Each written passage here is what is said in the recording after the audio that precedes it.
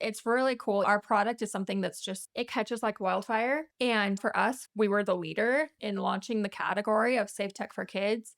And it's just really cool to see how quickly it has spread. Now we have even a few competitors. We welcome it because ultimately the mission, the goal at the end of the day is to keep scary technology out of the hands of kids. Our newest episode is recorded at Silicon Slopes out in Utah. We were lucky enough to catch up with Dani Strong. She's the Vice President of Growth at Gabb. She's risen her way up all the way from managing the e-commerce program to running retail and commerce, and now is taking Gabb really to the next level, going from a super amazing, successful regional story to an incredible company and incredible products as they go national and beyond. Welcome to Branching Out by Bonsai, the podcast where marketing gets measured, myths get busted, and acronyms get explained. No filler, just the good stuff. Let's get into it. Good to see you again, Good to see and you. thanks for taking a few minutes. Yeah. I know you have a busy day, and it's your first Silicon Slopes, if that's My right. first Silicon Slopes, but I've lived in the slopes for my whole life. And I've heard you said it was like 5 or 10 years it's been going. Yeah, I think between 7, 8, maybe 6, 7. 6, 7. Enter my son coming in Right. to. I have to. I have a Well, 13-year-old, a 12-year-old it's now. all about we're here to make content. So, Yeah. that there we go. We did our job on this pod. Exactly. Yeah, it's my first time coming here. We're, of course, super excited to talk to anyone at Gabb again. And Dani, Yeah. you're the best. So thank you for taking a few minutes. Of course. And yeah, I don't know where to begin. I guess one of the things that came to my mind, though, now that you're leading growth at Yeah. Gabb, I was thinking a lot about how you've been there, 3 or 4 years now? 3 in April, yeah. I don't know if I have this totally right, but you came in helping to manage e-commerce and then became Yeah. directing e-commerce, and now Yes. you're running growth. Yes, you nailed it. The kind of rapid ascendant trajectory. Yeah. So what has been the most exciting part about that? Has anything scared you about that? Yeah, it reminds me, it's very startup culture when you feel like, oh, wow, everyone's hustling, wearing a lot of hats, rapid growth.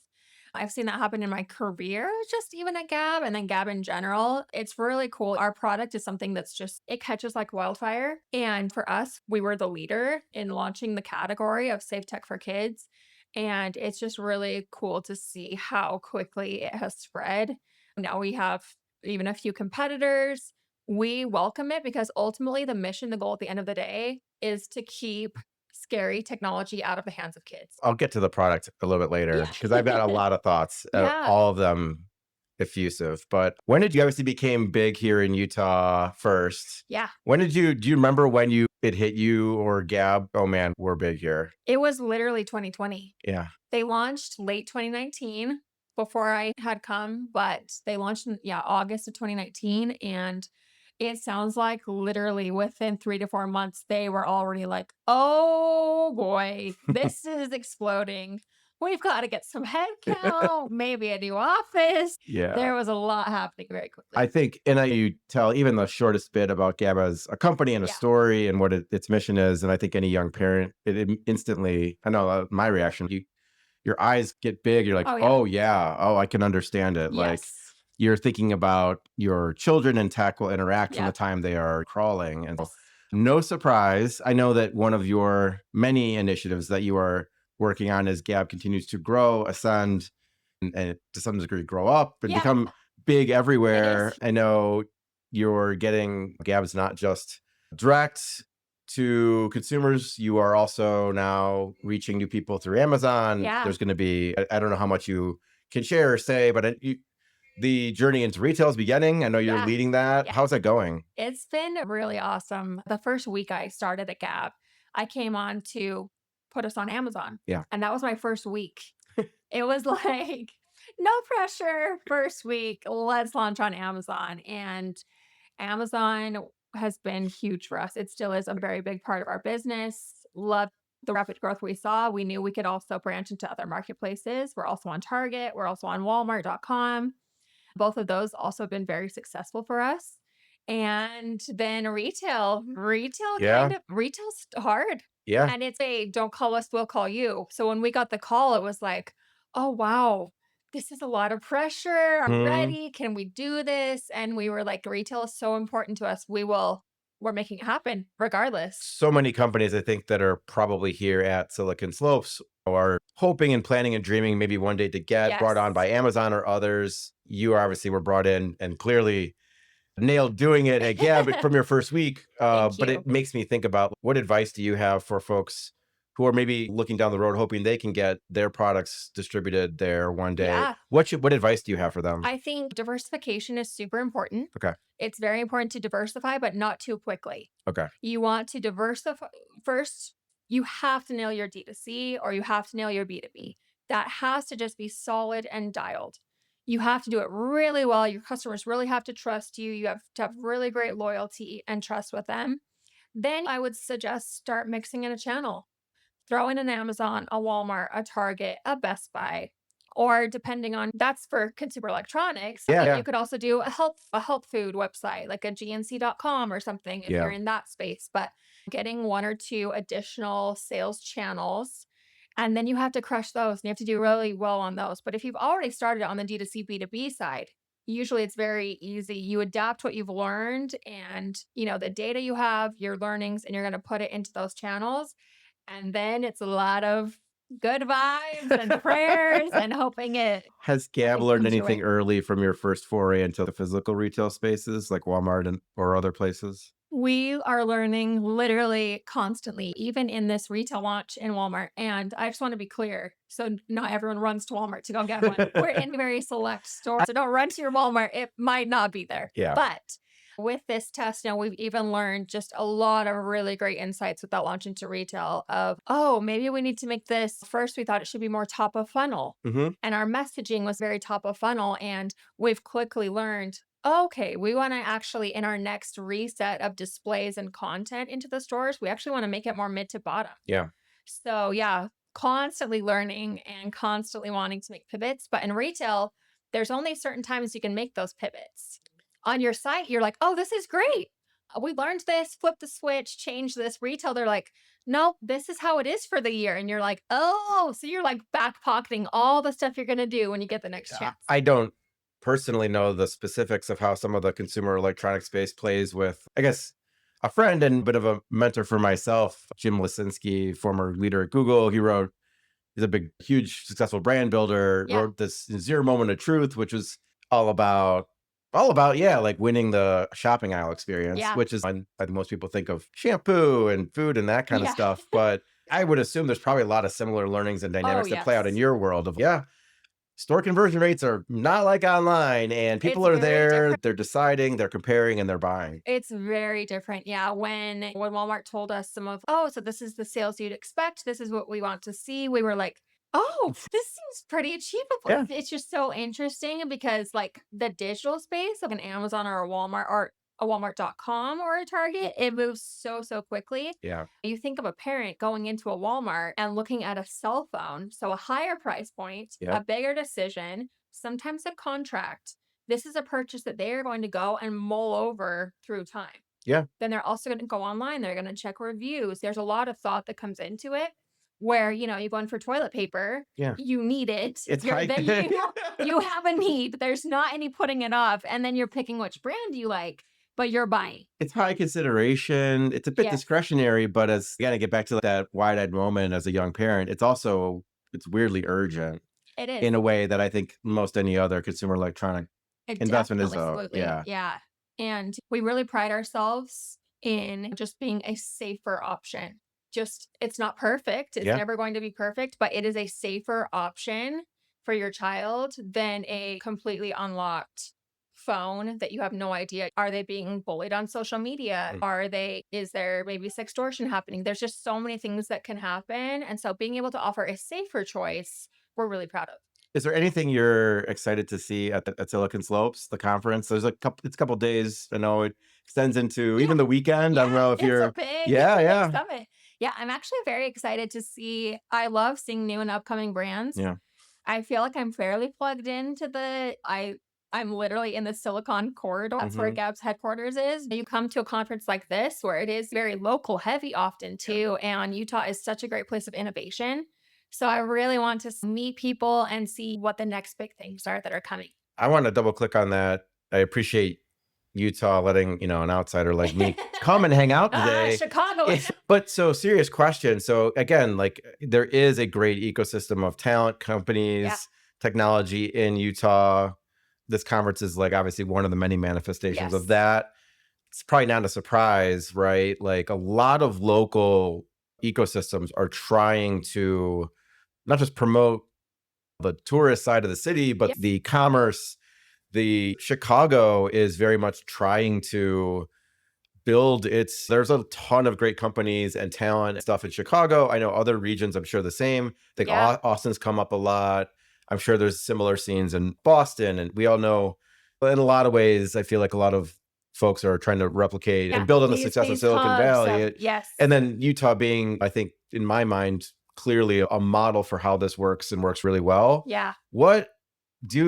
You're in it. What do you know about this ecosystem that works really well that I should or people could advise their non-Utah business communities to start thinking about doing? Yeah, in your local areas or cities, it's very interesting to see Silicon Slopes. Utah's a great place to live. It's a great place to raise a family. It's a great place for adventure and activities. It's just a really great low key type of a life. Not a ton of hustle and bustle of a big city. You know how it is being from Chicago. It's not for everyone. It's hard. It's harder. It's harder in some ways. We like to say people like think we're calmer compared to New York. You are, but it's very, yes, it's the energy, the stress, other things are ratcheted up. Yes, there's a lot of for me, my anxiety would be way too high. I'm like riding the subway and all the like logistics of even getting to work. Yeah. It's not for everyone. So I think you can take these like beautiful, fairly safe areas, and then if you're able to attract the right, and people naturally want to go there to vacation or hang out, but then it's, oh wait, what if we actually started bringing big businesses here and creating these hubs of we have a lot of really great companies headquartered here in Park City, in the Lehigh area, Provo, Salt Lake. It's just become a really peaceful place but also attracts really amazing talent. It attracts talent. You have a huge talent base here. Huge talent base. And I think that's what my mind always goes back to, that around where we're situated, which is like a Chicago or just outside. And I grew up there, and not all my old goofy friends are maybe an example of this. I'm not in this crowd, but there are plenty of incredible like homegrown. There's a massive homegrown talent base in Chicago. A lot of people do stay, but oftentimes these are the minds behind companies that end up being off elsewhere. Absolutely. And it's just interesting to me. I think Chicago is doing well in an incredible diverse economy. I think to some degree it doesn't speak up enough about how good of a place it is.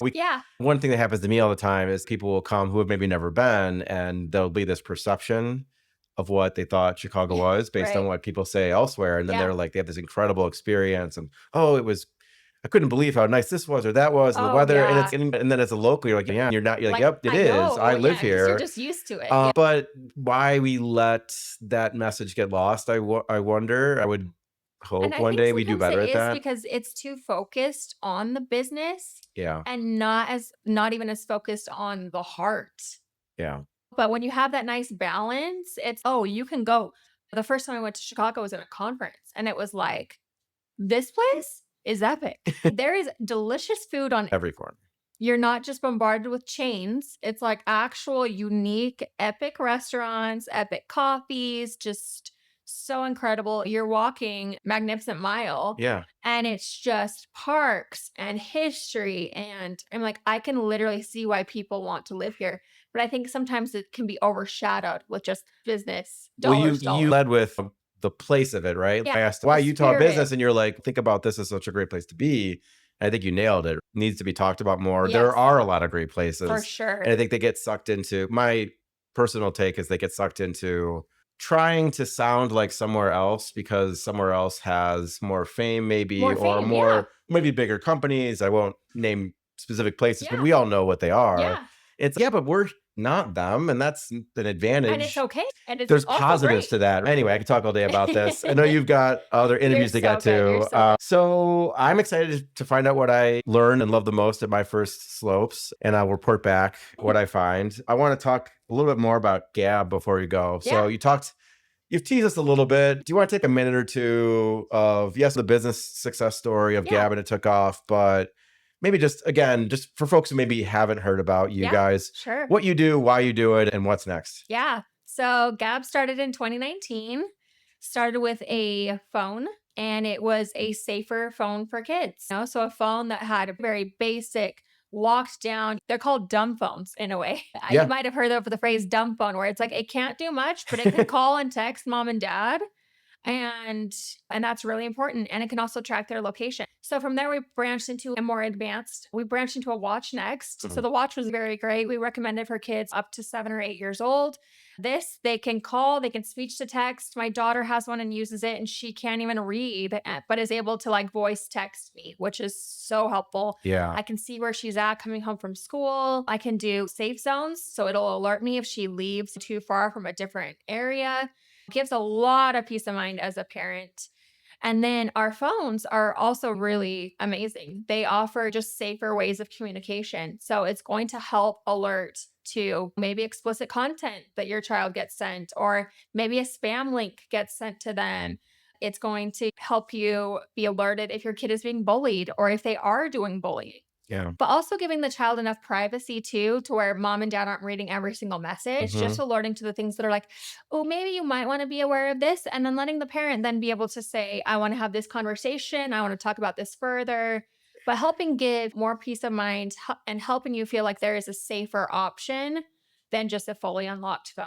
And the pressure kids feel around technology Yes. is immense. Maybe for like brand new parents, they haven't been exposed to this yet, Yeah. but I know that you have Yeah. kids that, multiple Little people and with, big kid. big ages, big and little ages. Yeah. And they go through a lot. There's a lot of A pressures on lot of them to pressure. adopt, be a part of this, but that also Yes. leads to a ton of issues. Yes, a lot of just maybe body shaming or body issues. I look at the things that my daughter faces at school, and then I can't imagine that also continuing at home on a phone, the pressures from school that you already have coming home with you. Home should be a safe place. Your phone should be a safe place. Yeah. You can't control what's always happening to you in your environment, but this is something as a parent, that safer peace of mind is just, it's really great. Wow. It can't replace parenting. It's not going to, there are things that still are going to happen, but it's just a safer route. And I was a Gabb customer before I even worked at Gabb. That's why when they asked if I'd like to come work there, I was like, oh, I'm already a customer. I would love to do this. I love the technology and I love what it's done for me in my life. Yeah. And we're constantly evolving this software to add new features. There's a few surprises even coming this year and next year to our phones that are just really unique, really special, really cutting edge. And like you mentioned, offering it on an actual phone, on a big name brand phone is very important. You don't want it to look like a toy. They Hmm? don't want to be made fun of because their phone looks like a toy or it's made of plastic. Hmm. It's like we're giving them actual name brand phones, our software overlaid, and it's just a really great experience for parent and child. It is such a peace of mind for me knowing my 4-year-old and then I have an 8-year-old. So for us, my daughter, who's in second grade, she's going to start getting to the age where we're going to start allowing her to have this stuff Yeah. because her classmates will have phones. Even if it's not her classmates, she'll be in and around a tech environment Oh yeah. with her Or peers. she'll be going to and she'll be dance. And Yeah. And so as these things, you wish you could shield them from all the bad Right. things, but that's not how it works. Nope. And so we're excited. I was privileged enough to work with Gabb before I got to be a customer, and now I'll get to be a customer soon. And yeah, you had the opposite. yeah, the opposite, but I'm But equally excited. Yeah. Super happy to hear there's more cool stuff coming. Yeah. And the one other thought, as a founder, you get a lot of questions. People always want to know, what's the mission? And they ask you very heady How'd you get the questions. idea for this? What is all these? Yeah. And they're great. The questions are awesome. They're genuine. And of course I'm excited about you do. And so it's this balance between, you have this true thing that you believe in and this passion. Right. But also these things are tough, right? And they're complicated. There's a lot to it. And to give it just a little soundbite, it's often very like people, I think it's very performative sometimes. And you get a little, you got to believe it, but it's also like you kind of roll your eyes when people ask you stuff. But so I'm always going back to that feeling of being like, I don't want to get cynical about what we're doing at Bonsai. Right. I want to be able to say something that's both silly and audacious and big picture, but also does speak to what I care a lot about to me. Yeah. And so you think about these things is what I'm saying. And for the longest time, people that you would know, so like Allie would tell you this, others would tell you this, where they're like, if you ask Matt, what's Matt's vision with Bonsai? So Matt will say, Matt wants to fix the internet. Yeah. And they'll be like, oh, wow, fix the internet. Oh, that sounds crazy, right? But I will say on the flip side of it, I have thought a lot about what do you want to do with Bonsai, and I care a lot about making digital better for people. And so I mean it in a sense, right? Yeah. But I was like, this is a really great mission, fix the internet.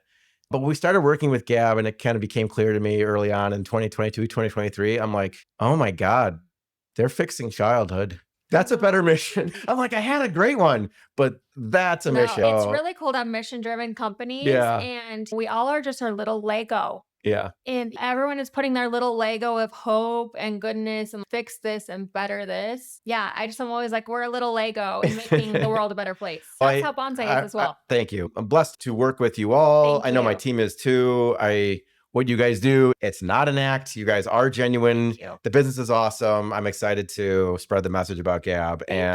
Thank you for taking a few minutes to chat with me. You're so welcome. Thanks for listening to Branching Out. If you enjoyed this content, I'd invite you to like the video on YouTube or on your favorite podcast tool. Subscribe to Bonsai's YouTube channel. And if you're on YouTube, you can click the bell notification to get an update when we release the next episode. Thanks so much.